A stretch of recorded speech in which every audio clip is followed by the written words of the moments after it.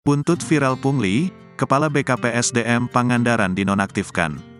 Buntut viral Hussein Ali Rafsanjani, 27, guru muda di Kabupaten Pangandaran yang memilih mengundurkan diri sebagai ASN Pemkab Pangandaran, karena tidak mau mencabut laporan dugaan praktik pungutan liar, pungli, di Pemkab Pangandaran. Bupati Pangandaran JJ Wiradinata menonaktifkan sementara Kepala Badan Kepegawaian dan Pengembangan Sumber Daya Manusia, BKPSDM, Pangandaran Dani Hamdani. Langkah ini diambil JJ setelah mengklarifikasi sejumlah pihak terkait di Mall Pelayanan Publik Pangandaran, Kamis, tanggal 11 Mei tahun 2023, petang. Kepala BKPSDM dinonaktifkan dari jabatan, ujar JJ saat jumpa pers, Kamis petang. Usai klarifikasi, JJ menyimpulkan ada indikasi intimidasi pada kasus mundurnya Hussein Ali sebagai aparatur sipil negara, ASN.